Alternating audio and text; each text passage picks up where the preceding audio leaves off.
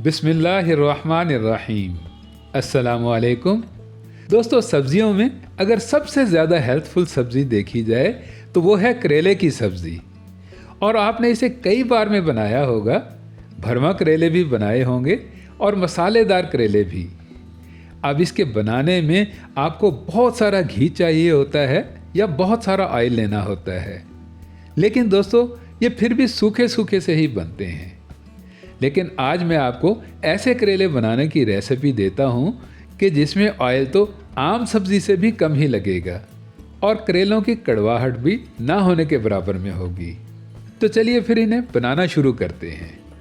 अब यहाँ पर ये मैंने 3-4 करेले लिए हैं और ये पतले वाले करेले हैं, बहुत ज़्यादा मोटे नहीं हैं कि इनमें हमने मसाला तो भरना ही नहीं है। वज़न के हिसाब से देखें तो ये 300-400 ग्राम के लगभग में होंगे। बस इन्हें आगे पीछे से कट करके आपने इनके मीडियम साइज़ के स्लाइसेस बना लेने हैं। ना बहुत ज़्यादा पतले स्लाइसेस करने हैं और ना ही बहुत ज़्यादा मोटे बनाने हैं। जैसे हम रूटीन में दूसरी सब्जियों के स्लाइसेस बनाते हैं, बिल्कुल वैसे ही बनाने हैं। करेलों की इस रेसिपी की ख़ास बात यह है कि इसमें आपको किलो के हिसाब से करेले नहीं चाहिए होंगे। फिर जिस तरह से करेलों को अंदर से खाली करना है, फिर उनका मसाला बनाना है और फिर मसाला पकाकर उनकी फिलिंग करनी है और ऊपर से धागा लपेटना है, तो दोस्तों ऐसा कोई झंझट नहीं है इस रेसिपी में।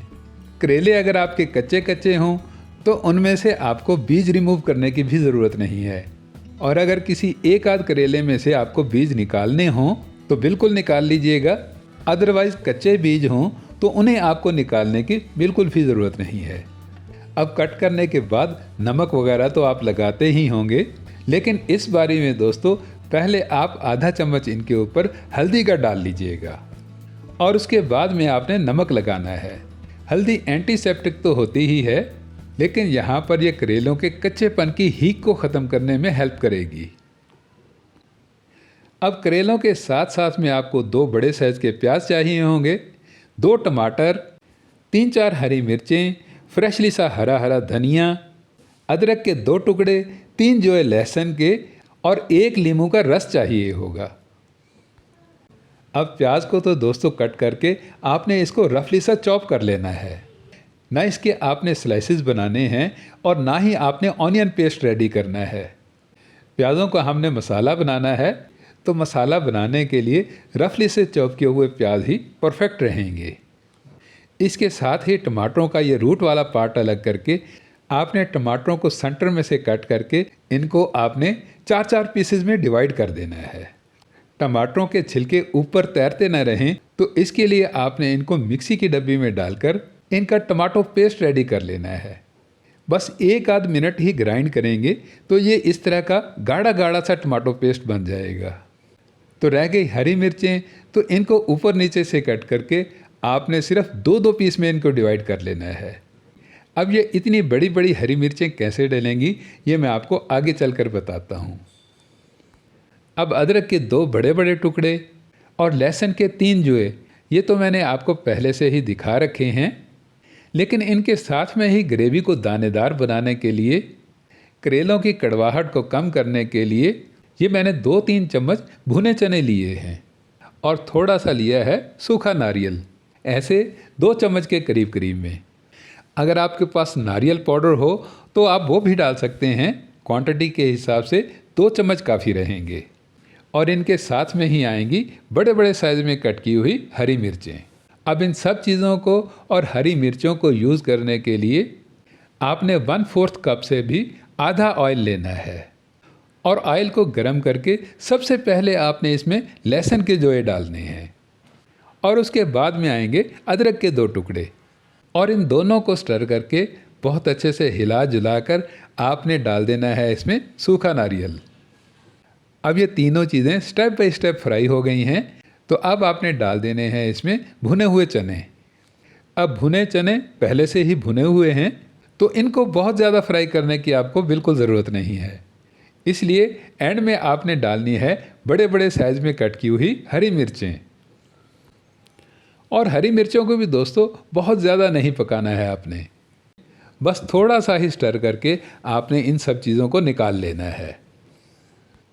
और आप देख सकते हैं कि ये सब चीज़ें ही फ्राई होने के बाद इनके ऊपर भुनाई का हल्का हल्का सा कलर आ गया है। तो अब आपने इनको निकाल कर थोड़ी देर के लिए ठंडा होने के लिए रख देना है। और इतने में अगर आप हल्दी नमक लगे हुए करेलों को देखेंगे तो करेलों ने अपना कड़वा पानी काफ़ी सारा छोड़ दिया होगा।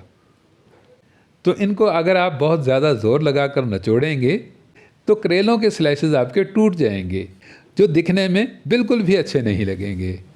तो इसलिए करना आपने ये है कि इनको आपने पानी के साथ में बहुत अच्छे से धो लेना है। नमक वाला और हल्दी वाला पानी आपने इनमें से निकाल देना है। फिर जब आप जाली वाले किसी भी बर्तन में इन्हें रखेंगे तो हवा लगने से इनका बाकी का पानी भी सूख जाएगा। अब भुने चने और सूखा नारियल आपका फ्राई होने के बाद काफ़ी हद तक ठंडा हो गया होगा। तो अब आपने मिक्सी की डब्बी में डालकर इनका पाउडर सा बना लेना है। बहुत ज़्यादा मुहीन पाउडर नहीं करना है और ना ही आपने बिल्कुल बारीक सा सफ़ूफ बनाना है, बल्कि आपको चाहिए होगा इस तरह का दानेदार सा दरदरा सा पाउडर। अब बाकी के बचे हुए गरम गरम ऑयल में आपने करेलों के स्लाइसेस को फ्राई करना है। अब करेलों में पानी तो है ही नहीं, अलबत्ता इनमें हल्की सी मॉइस्चराइजिंग है। तो इस मॉइस्चराइजिंग को आपने, नमी को आपने फ्राई करके ही सुखाना है। और फ्राई करने में आपको थोड़ी देर ज़्यादा लगेगी, ऐसे 8-10 मिनट तो लग ही जाएंगे। उसके बाद में आएगा ये वाला रिज़ल्ट। करेलों के ऊपर हल्का सा भुनाई का कलर आ जाएगा, थोड़े डार्क से दिखने लग जाएंगे। तो बस अब आपने इनको निकाल लेना है। गरम गरम ऑयल ने इनकी सारी की सारी नमी को ख़त्म कर दिया है और ये अंदर से और बाहर से बहुत अच्छे से पक गए हैं। ये देखिए, ये दबाने से बहुत अच्छे से प्रेस हो रहे हैं। अब ये अंदर तक से बहुत अच्छे से नरम हो गए हैं और कड़वाहट भी इनकी काफ़ी हद तक रिमूव हो गई है। अब करेले दोस्तों ऑयल को तो पीते ही नहीं हैं, क्योंकि इनके अंदर काफ़ी सारा रस होता है। तो जस्ट इनको फ्राई करने से इनका अंदर का मॉइस्चर ही कम हुआ है, इसलिए ऑयल आपका वैसे का वैसा ही है। तो अब इस ऑयल में आपने 1 चम्मच भर के सौंफ डालना है, ½ टीस्पून राई दाना आएगा और 1 टीस्पून आएगा इसमें साबुत ज़ीरा। अब इन तीनों चीज़ों को आपने थोड़ा सा क्रैकल करना है और उसके बाद में डाल देने हैं इसमें चॉप किए हुए प्याज। अब इन प्याज़ों में काफ़ी पानी होगा, काफ़ी रस होगा।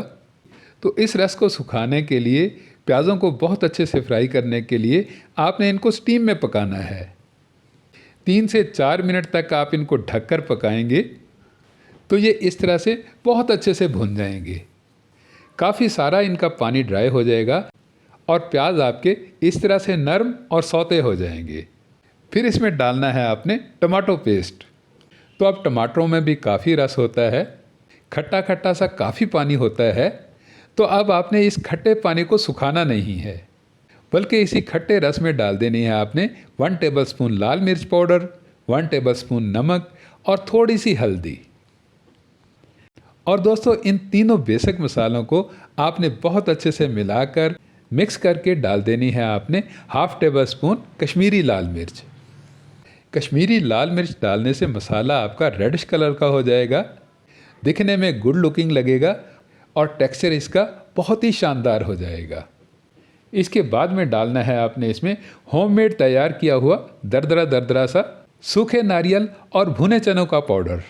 और ये वाला पाउडर डालते ही आप देखेंगे कि मसाला आपका ड्राई की तरफ जाने लगा है, बिल्कुल सूखा सूखा सा हो गया है और कढ़ाई को छोड़ने लग गया है। तो अब लगा देना है आपने इसमें कटोरी भरकर पानी, मतलब 1 कप पानी डालकर आपने इस पानी को पकाने के लिए इसे कवर कर देना है थोड़ी देर के लिए। अब थोड़ी देर बाद ही दोस्तों जब आप ओपन करके देखेंगे तो चिकनाई सेपरेट हो चुकी होगी और तरी ऊपर आ रही होगी। तो अब आपने डाल देने हैं इसमें फ्राई किए हुए करेले।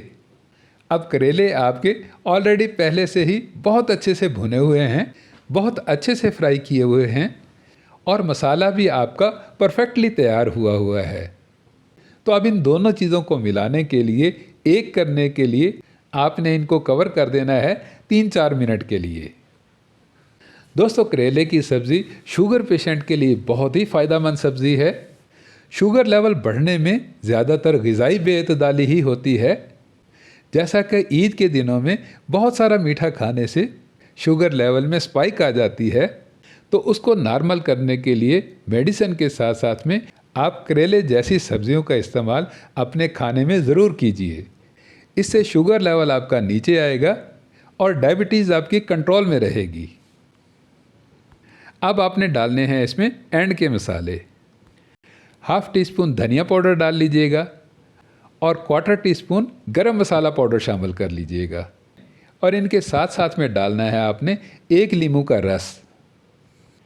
और इन सब चीज़ों को मिलाकर बहुत अच्छे से मिक्स करके आपने इसमें डालना है 1 टीस्पून चाट मसाला पाउडर।